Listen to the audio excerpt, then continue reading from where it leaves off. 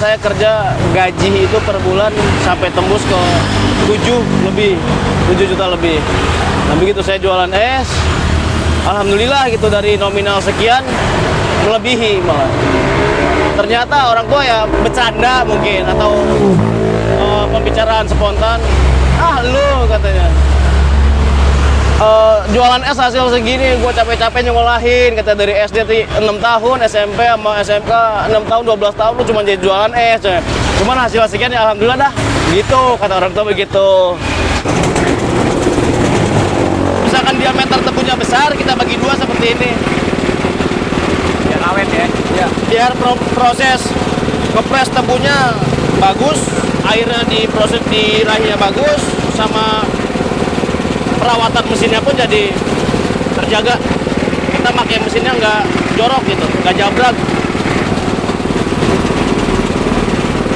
Nah, ini udah berapa lama nih bang? Ini gerobak baru. Oh, gerobak baru. Baru 1 minggu yang ini. Baru turun 1 minggu.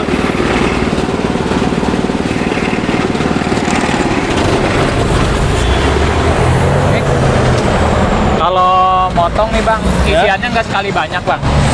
Nggak. Jadi untuk daya tahan tebu yang sudah digiling, Ya. air tebu perasan hasil digiling, kalau tidak masuk ke dalam freezer atau pendingin seperti ini, bertahannya hanya 7 jam. 7 jam nih? Tapi kalau masuk ke pendingin kulkas, bertahan hanya 10 jam. Nggak bisa diinapkan. Tapi kalau abang mah sedikit-sedikit ya? Sedikit-sedikit, saya stok sedikit. Ada yang beli giling, ada yang beli giling. Biar kejaga rasa segernya juga, Pak. Daripada di stok nanti takut ini ya? Di stok nanti nggak keluar yang ada asem. Asem ya? Basi, sayang. Nah. Pak, maaf nunggu ya. Punten hatur nuhun. Yang beli mah nggak putus ya bang ya? Alhamdulillah ya? Alhamdulillah. Yang penting kalau usaha kuncinya jujur aja. Sari tebu murni aja udah, nggak usah pakai gula, nggak usah pakai air, murni tebu aja udah. Nah, dulu abang belajarnya di mana bang? Nah, saya belajar dulu dari temen. Ada salah satu teman lama saya semasa sekolah SMP. Begitu saya putus kerja di suatu bank milik pemerintah, bertemulah dengan dia, teman semasa sekolah SMP. Yang dimana saat itu dia sudah berjalan lebih dulu di bidang usaha sari tebu murni ini. Saya dirangkul, diajak oleh dia, diajak berjualan sampai akhirnya saya di titik seperti sekarang ini. Nah teman abang sekarang udah berapa bang? Baik. Oh iya, saya juga mau klarifikasi. Waktu lalu sekitar 2 bulan lalu ada liputan juga di sini dari channel sebelah lah ya. Enggak, saya nggak sebutkan nama channelnya, di channel sebelah. Saya klarifikasi, beliau itu banyak memotong atau mengedit hasil liputan, tapi tidak konfirmasi ke saya pribadi. Hasil segala macam editan, segala macam yang ditayangkan itu tanpa konfirmasi dari saya. Begitu sudah tayang, saya pun sendiri pribadi kaget. Contoh salah satunya yang dia edit, yang dia potong, dia lebih-lebihkan itu dari total kepemilikan unit gerobak. Waktu itu beliau nanya, usaha ini saya berawal dari mana, saya jelaskan. Seperti barusan tadi, saya kenal dari usaha ini dari teman lama semasa sekolah SMP, yang saat ini beliau sudah memiliki 11 gerobak. Beliau sudah memiliki 11 gerobak. Tapi di video yang tayang soal saya ini, dia potong seolah-olah saya lah yang memiliki 11 gerobak. Itu yang saya klarifikasi. Itu ulah si admin YouTuber tersebut. Saya tidak mau menyebutkan namanya. Ya semoga beliau dengan cara kerja seperti itu menambah lagi rezekinya, diampuni segala dosanya.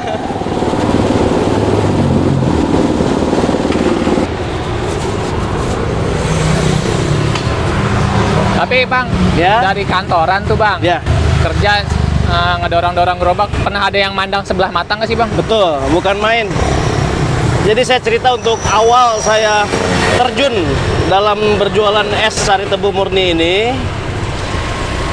Awal hari pertama ya Pak, hari pertama saya mulai berjualan, tetangga-tetangga itu yang mereka tahu rutinitas saya setiap hari itu bekerja di kantor dengan anggota pengamanan di suatu bank milik pemerintah. Setiap hari saya berangkat itu rapih, menggunakan sepatu, seragam, jaket, rapi, pakai helm, bawa tas. Rutinitas selama 6 tahun rutinitas seperti itu. Di awal hari jualan saya mulai berjualan es tebu ini, saya mendorong gerobak dari rumah ke pinggir jalan.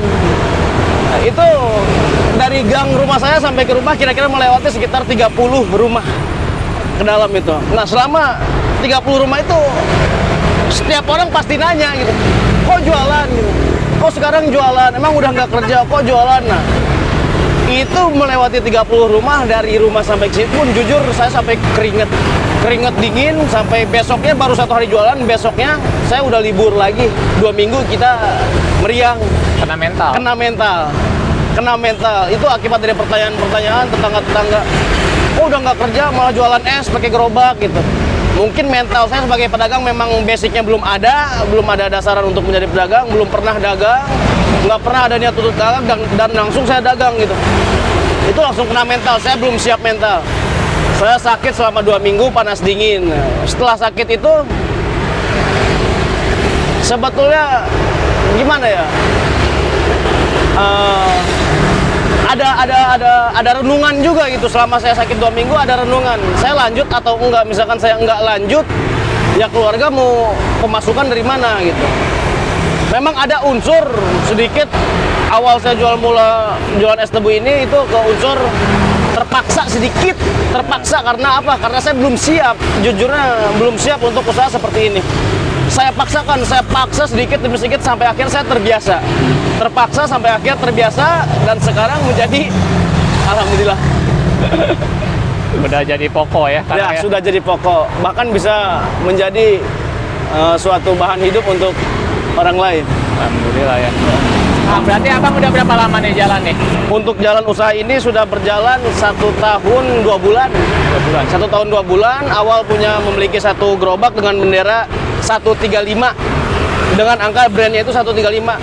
Dari 135 itu, dari hasil kerja keras saya menambah 1 lagi jadi 2, masih 135. Setelah punya 2, saya membeli lagi 2 yang baru dengan brand atas inisial nama BNK Group, Bim Bim dan Kabil. Oh, ini nama Ya. brand ini ya?